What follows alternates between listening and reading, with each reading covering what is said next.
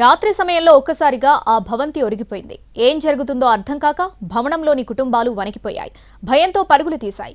మరోవైపు ఆ ఇల్లు ఎక్కడ తమ మీద పడుతుందో అన్న భయంతో చుట్టుపక్కల ఇళ్లలోని ప్రజలు ఆందోళన చెందారు. అయితే అధికారులు హైడ్రా బాహుబలి మిషన్తో పరిస్థితిని అదుపు చేశారు. రక్షణ చర్యల మధ్య భవనాన్ని కూల్చేశారు. హైదరాబాద్లోని సిద్దికీనగర్లో ఇల్లు కూల్చివేత పరిణామాలపై ఓ కథనం. హైదరాబాద్ గచ్చిబౌలి సిద్దికీనగర్లో పక్కకు ఒరిగిన భవనాన్ని కూల్చివేశారు అధికారులు. ఉదయం నుంచే స్థానికులను సురక్షిత ప్రాంతాలకు తరలించి హైడ్రా బాహుబలి మిషన్తో కూల్చివేతను పూర్తి చేశారు.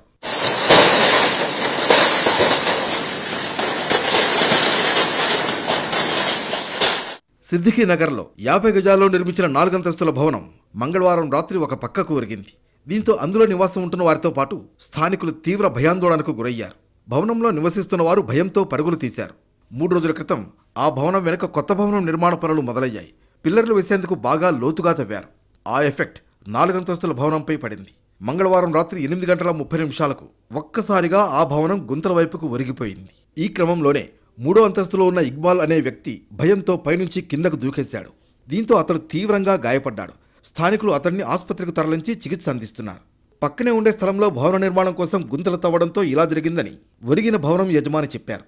ప్రభుత్వం తనను ఆదుకోవాలని, నష్టపరిహారం చెల్లించాలని ఇంటి యజమాని వేడుకున్నారు. చుట్టుపక్కల వాళ్ళకి అందరికి ఇబ్బంది అంటే గూలగొట్ట నెగ్గుట మేము ఒప్పుకున్నాం. కానీ దాని బతుకుదెరువు మొత్తం దాని మీద, మా బతుకుదెరువు మొత్తం దాని మీదనే ఉంది. నా పిల్లలు చిన్న పిల్లలు ఊర్లో పొలం అమ్ముకొని వచ్చి కట్టుకున్న నేను మరి నా పిల్లలు ఎట్లా చదువుకోవాలి, మేము ఎట్లా బతకాలి, మాకు న్యాయం జరగాలి. ఓనర్ అన్న కాంట్రాక్టర్ అయినా వచ్చి మాకు ఏదో ఒకటి భరోసా ఇవ్వాలి.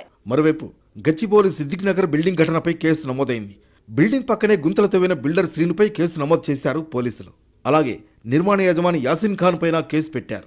జీహెచ్ఎంసీ అధికారుల ఫిర్యాదుతో పోలీసులు విచారణ ముమ్మరం చేశారు.